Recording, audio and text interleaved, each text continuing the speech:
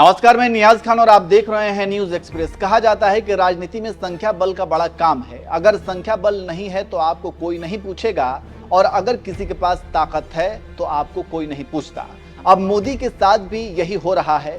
मोदी ढलान पर हैं और राहुल गांधी चढ़ान पर। ऐसे में जो पत्रकार पहले गाली देते थे वो अब राहुल गांधी के मुरीद हो गए हैं।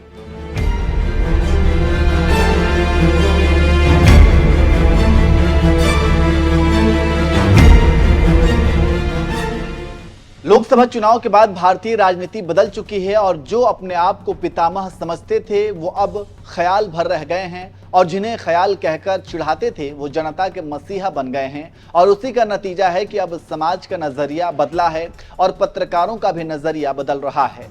तभी तो शब्दों के जाल से अब पत्रकार तारीफ के पुल बांध रहे हैं। उसी कड़ी में न्यूज 24 चैनल पर एक प्रोग्राम में राशिद किदवई ने कहा कि 2024 के बाद राहुल गांधी का एक अलग तरह का व्यक्तित्व उभर कर सामने आया है और राहुल गांधी जनता के हीरो बनते जा रहे हैं और अब मोदी को छोड़ जनता राहुल गांधी को अपना रहनुमा मान रही है।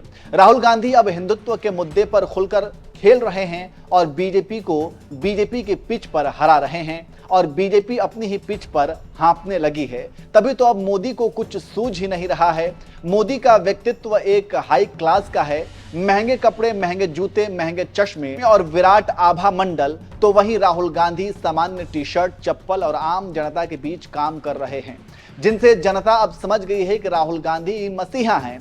यही हमारी तकदीर बदल सकता है। ऐसे में समाज में राहुल की सहभागिता बढ़ती जा रही है और मोदी की विश्वसनीयता घटती जा रही है। ऐसे में राहुल गांधी भारत के कोहिनूर बनते जा रहे हैं और गरीबों की आवाज बनकर उभरे हैं और मोदी फिसलते जा रहे हैं।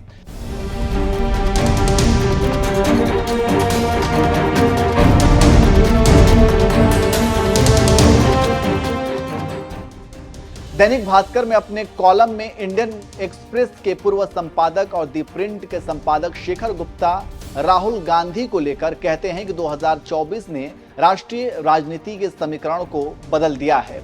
एक दशक से भारी दबाव और नाउम्मीदी झेल रहे विपक्ष ने जवाबी हमला करने का मौका बना लिया है। वैसे व्यापक तौर पर यह उम्मीद भी नहीं की जा रही थी कि जवाबी हमला करने की ताकत इतनी मजबूत हो पाएगी, लेकिन अपने इरादे और अपनी चालें बदलने लगी हैं। कांग्रेस ने चुनाव अभियान में जो विचार और मुद्दे उभारे थे उससे बीजेपी और मोदी बौखला गए हैं और जवाब देते नहीं बन रहा है। चुनाव में आपने देखा होगा कि राहुल गांधी ने बेरोजगारी, गरीबी, किसानों को नकदी भुगतान, फसलों के लिए एमएसपी, किसानों के कर्ज माफी जैसे मुद्दा उठाकर मोदी की ऋण तोड़ दी। इसके साथ ही साथ अग्निपथ योजना, जातीय जनगणना का मुद्दा उठाकर मोदी की नीति को हिला कर रख दिया। ऐसे में अब लगने लगा है कि कांग्रेस चढ़ान पर है और राहुल गांधी के हमले पर बीजेपी बंगले झांक रही है और जवाब में बीजेपी झूठ बताकर खारिज कर रही है। जाति संबंधी सभी मसलों को कन्नी काट रही है। जवाब में हिंदू भावनाओं को उभारने की कोशिश है, लेकिन सफलता नहीं मिली है। ऐसे में अब राहुल गांधी को रोक पाना मुश्किल हो रहा है। तो आप समझ सकते हैं कि कैसे राहुल गांधी को लेकर लोगों के साथ साथ अब पत्रकारों का भी नजरिया बदल रहा है और बीजेपी के पांव उखड़ रहे हैं।